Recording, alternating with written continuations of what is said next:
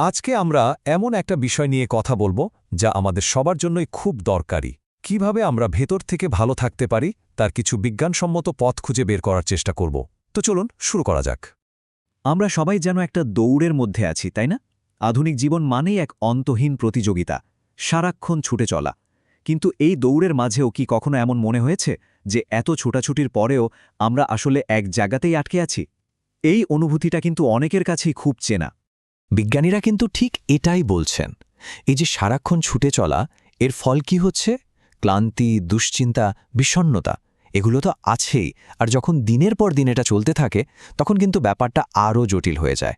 মানসিক চাপের সাথে হাই ব্লাড প্রেশার, ইমিউনিটি কমে যাওয়া, এমনকি ক্রনিক অসুখেরও কিন্তু সরাসরি একটা যোগাযোগ পাওয়া গেছে। আসলে আমরা একরকমের মানসিক চাপের মহামারীর মধ্যেই বাস করছি। এই যে না থামা প্রতিযোগিতা আর এর থেকে তৈরি হওয়া টেনশন, এটাই আমাদের স্বাস্থ্যের উপর মারাত্মক একটা প্রভাব ফেলছে আর সুস্থ থাকাকে একটা চ্যালেঞ্জের মুখে ফেলে দিচ্ছে। তবে এখানে একটা আশার কথাও কিন্তু আছে, আর মেসেজটা খুব পরিষ্কার। আমাদের মনের অবস্থাটা সরাসরি আমাদের শরীরের উপর প্রভাব ফেলে। তার মানে কি? তার মানে হলো এর কন্ট্রোলটা কিন্তু আমাদের হাতেই থাকতে পারে। তাহলে সমাধানটা কি হতে পারে? প্রথম সমাধানটা হলো একটু নিজের ভেতরে ডুব দেওয়া। মানে এই সব দুশ্চিন্তা, উৎকণ্ঠা থেকে বেরিয়ে আসতে দিনের কিছুটা সময় শুধু নিজের জন্য রাখা। মেডিটেশনের মাধ্যমে ভেতরের শান্তিটাকে খুঁজে নেওয়া। এখন মেডিটেশন জিনিসটা আসলে কি? এটা আর কিছুই না, খুব সহজভাবে বললে নীরবে নিজের সাথে একটু সময় কাটানো। এই সময়টাতে আমরা আমাদের মনের ভেতর জমে থাকা রাগ, দুঃখ, হতাশার মতো নেগেটিভ অনুভূতিগুলোকে ছেড়ে দিতে শিখি। আর যখনই এগুলো চলে যায়, মনটা একদম পরিষ্কার আর শান্ত হয়ে আসে। এখানে দেখুন পার্থক্যটা কতটা পরিষ্কার। একদিকে যখন আমরা স্ট্রেসে থাকি, তখন আমাদের ব্রেনের অবস্থাটা এমন হয় যে শরীরের রোগ প্রতিরোধ ক্ষমতা কমে যায়। আর অন্যদিকে যখন আমরা মেডিটেশন করি, তখন ব্রেনের প্রিফ্রন্টাল কর্টেক্স নামের একটা বিশেষ অংশ অ্যাক্টিভ হয়ে ওঠে।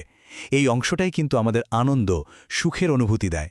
শুধু তাই না, সেরোটোনিনের মতো হ্যাপি হরমোন রিলিজ হয়, যা আমাদের ইমিউনিটিকেও কিন্তু অনেক শক্তিশালী করে তোলে। আচ্ছা, এবার চলুন দ্বিতীয় সমাধানের দিকে যাই। আর এটা হলো দুঃখের স্মৃতি ঝেড়ে ফেলা।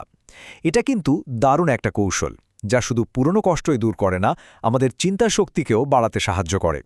একটা ইন্টারেস্টিং গবেষণার কথা বলি। আমেরিকার নর্থ ক্যারোলাইনা স্টেট ইউনিভার্সিটিতে হয়েছিল। সেখানে ৩৫ জন ভলেন্টিয়ারকে বলা হলো তাদের জীবনের খুব কষ্টদায়ক বা বিব্রতকর কোনো একটা ঘটনার কথা একদম খুঁটিনাটি লিখে ফেলতে।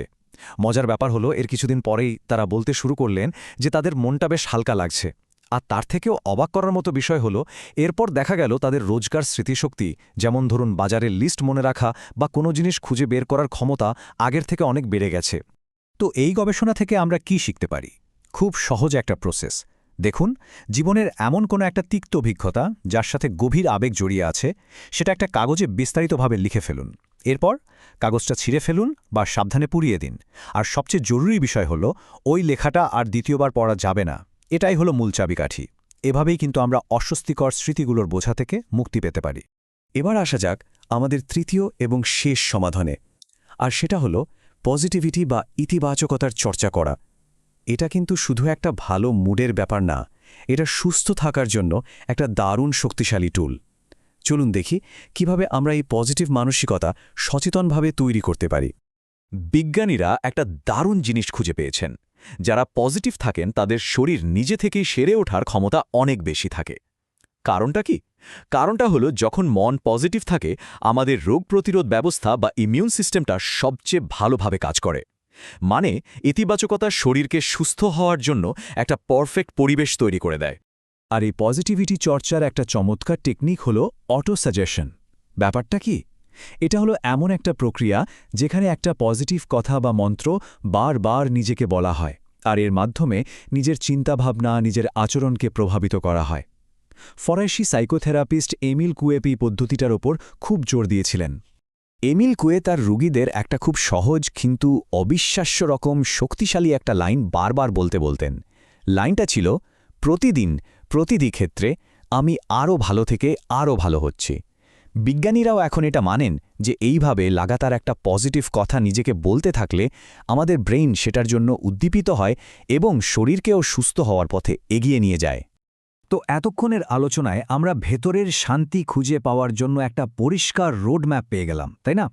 চলুন এই কার্যকরী উপায়গুলোকে আরেকবার এক ঝলকে দেখে নিই। এই যাত্রার জন্য আমাদের হাতে থাকছে 3টে দারুণ টুলস। 1. মেডিটেশনের মাধ্যমে নিজের গভীরে যাওয়া। 2.